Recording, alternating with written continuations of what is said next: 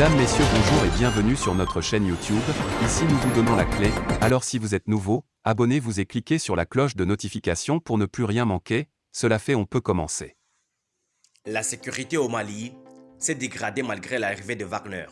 Les États-Unis considèrent que la sécurité est considérablement détériorée au Mali depuis que la junte a fait appel, selon eux, aux mercenaires de la société russe Wagner, dont la présence limite fortement l'action anti-djihadiste américaine, a dit une haute responsable mercredi. La junte malienne a fait venir Wagner et le terrorisme a empiré de façon considérable, a déclaré lors d'une visioconférence la sous-secrétaire d'État américaine Victoria Nuland, de retour d'un déplacement au Sahel, y compris au Mali, entre le 16 et le 20 octobre. Elle a fait état d'une augmentation d'environ 30% des actes terroristes au cours des 6 derniers mois.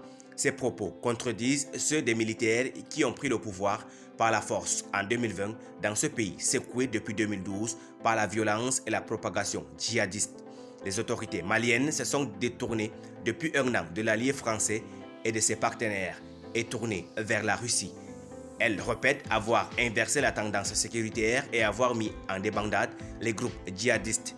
Les États-Unis, la France et les Occidentaux accusent la junte de s'être adjoint les services de la société de sécurité Wagner aux agissements décriés. Les autorités maliennes démentent et parlent de coopération avec l'armée russe au nom d'une relation ancienne d'État à État. Madame Nuland a indiqué avoir fait part des préoccupations américaines au gouvernement malien lors de sa visite. Ce gouvernement intérimaire a fait de très mauvais choix en faisant venir Wagner et en les associant à son dispositif sécuritaire. Et nous en voyons les résultats avec une violence et de ces actes de terrorisme en augmentation et les forces des Nations Unies poussées vers la sortie, a-t-elle dit. Elle a accusé Wagner de faire pression sur le Mali pour qu'il limite les opérations de la mission de paix de l'ONU, limitation dont s'est plainte la MINUSMA elle-même. Madame Nuland s'est aussi fait l'écho de nombreuses accusations d'abus commis par les hommes de Wagner contre les populations civiles. Les voisins du Mali sont également très inquiets de la présence de Wagner au Mali, a-t-elle déclaré en citant la Mauritanie où elle s'est également rendue et qu'elle a décrite comme un îlot de stabilité dans un voisinage très âpre. Les États-Unis sont engagés militairement au Sahel. Ils fournissaient un soutien en logistique et en renseignement à la force anti-djihadiste française Barkhane au Mali avant que celle-ci ne soit poussée vers la sortie cette année.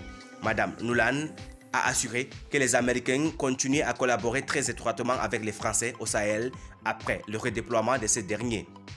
Mais la faculté des États-Unis à aider le Mali sur le front sécuritaire est fortement restreinte à cause des lois américaines sur la coopération avec des gouvernements non élus et encore plus maintenant par le choix qu'a fait le Mali d'être de mèche avec Wagner, a-t-elle dit. Le programme civil sont aussi affectés, a-t-elle dit. Madame Nuland s'est aussi rendue au Burkina Faso et y a rencontré le nouvel homme fort, le capitaine Ibrahim Traoré. Il a dit sans équivoque que c'était aux Burkinabés de défendre la sécurité de leur pays et qu'il n'avait aucune intention de faire venir Wagner, a-t-elle déclaré. Merci pour votre aimable attention. Si vous êtes nouveau, n'oubliez pas de cliquer sur la cloche de notification et de vous abonner à la chaîne.